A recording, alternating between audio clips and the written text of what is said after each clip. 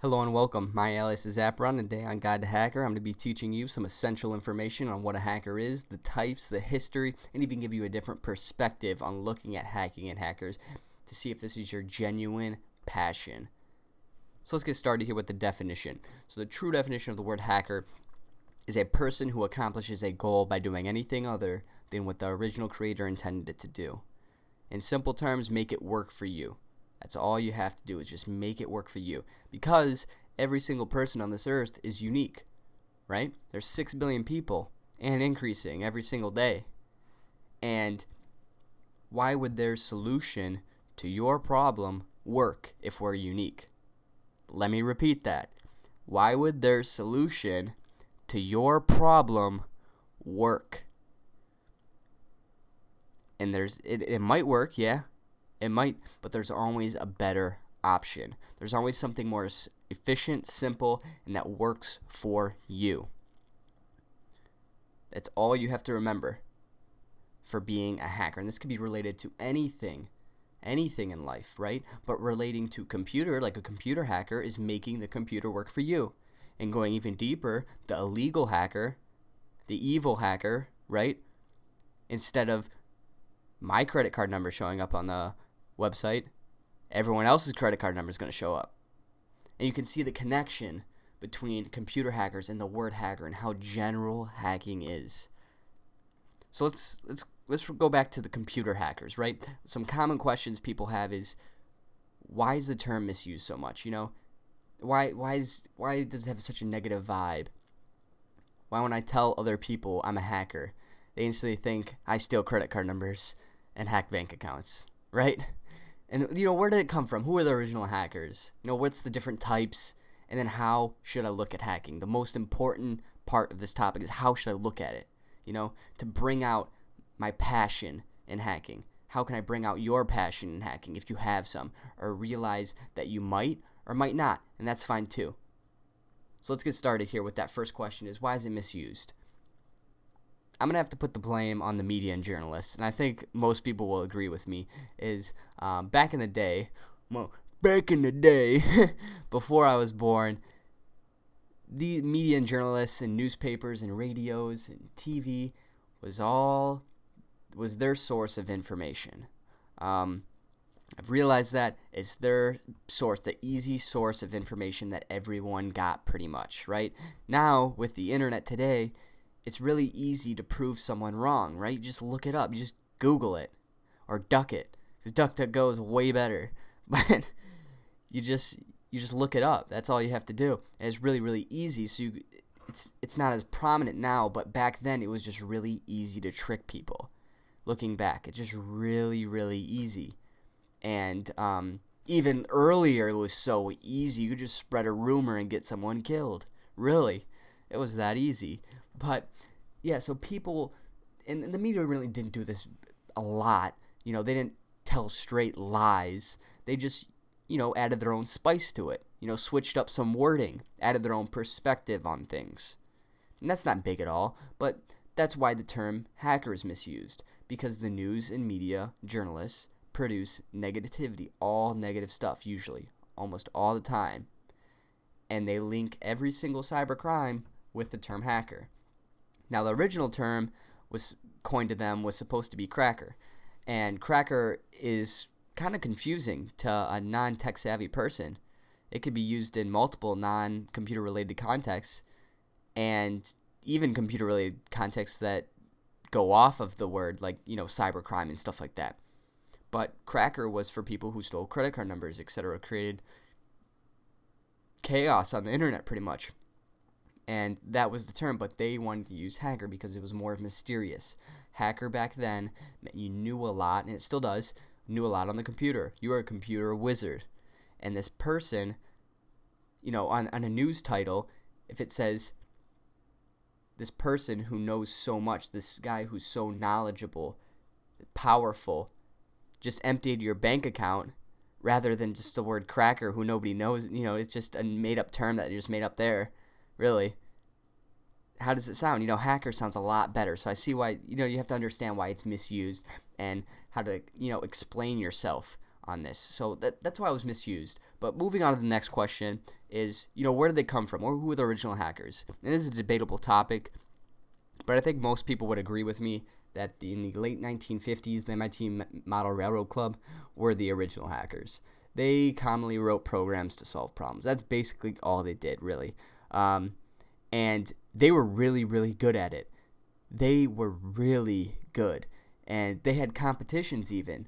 It all started when a donation of old telephone components was sent in, and they started taking them apart and plugging stuff together and programming. They had competitions to see who could solve the problem better, right? But it would be the same problem, and they would have the same solution, but different code.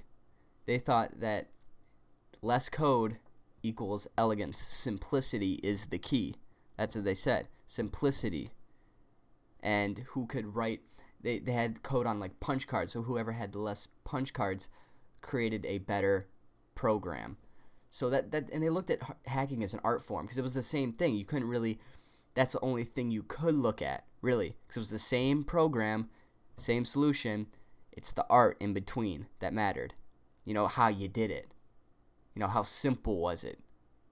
So that's what it is. And one of their main mottos that I really, really go by and strive to, kind of strive to complete is believe all information should be free. And I 100% agree with that. All information should be free. You shouldn't work for it or pay for information. No way. And internet's a great thing because you don't have to pay for a lot of information with the internet. So that's where, hackers really came from and where the term originated.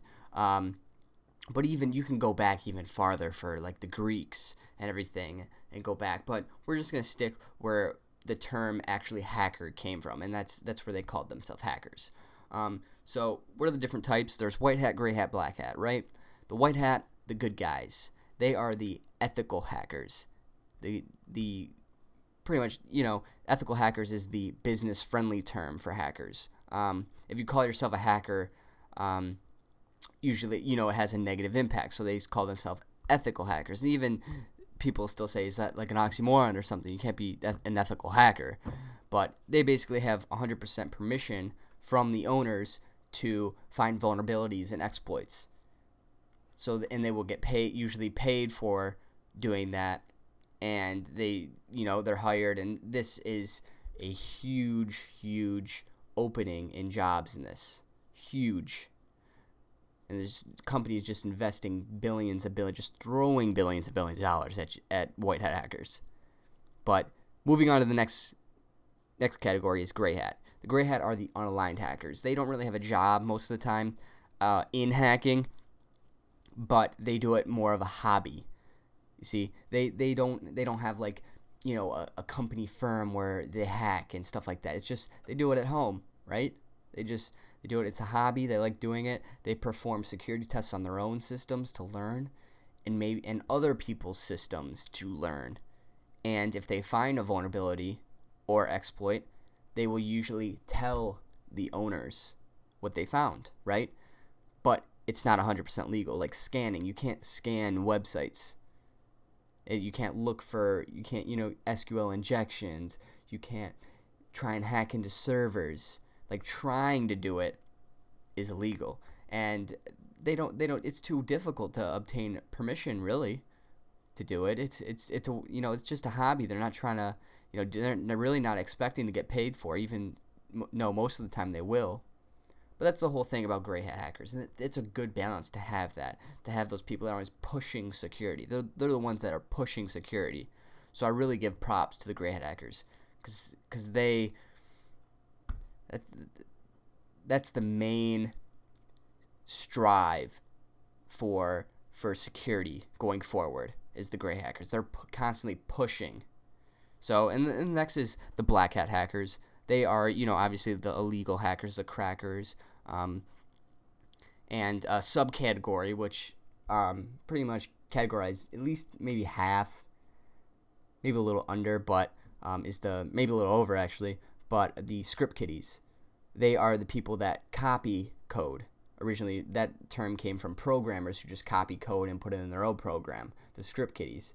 And it transferred over to hackers too. So it actually means that you just, you don't understand what's happening. You're just using the point and click buttons that's provided, or copying code and pasting it and not understanding what's going on just to get that end solution, take down the server or whatever you want to do.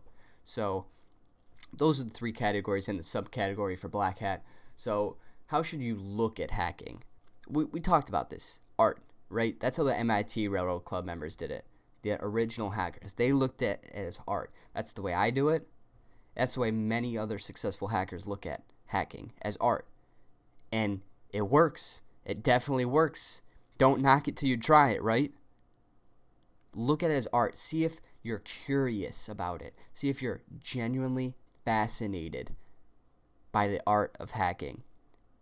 And that's almost a guarantee, if you are, that this will be the thing that you're doing the rest of your life, because it's never ending. You can keep bumping up the level. You just keep learning and learning and learning. It never gets old, because it's new all the time. So it's great. But the key component you have to remember is simplicity. Remember? Simplicity is the key. You have to make everything simple with hacking, right? Now, you can do a complex computer hack, right? But making it simple is where the art really comes out. It really brings out everything when you keep stuff simple. So that's the main talk. Remember, hacking is an art. Keep it simple, stupid, right? Kiss. Remember that. But thank you guys for watching so much. Subscribe, like, comment. Please, I encourage all respectful feedback. Please give me some feedback. Tell me what I did. Tell me what I need clarification on. Maybe tell me what you learned. Tell me what you really love about the video. Tell me what you really hate. Or maybe you have disagreements. Maybe I made some mistakes. I'm only human. But thanks again for watching, guys. Subscribe for more. Peace.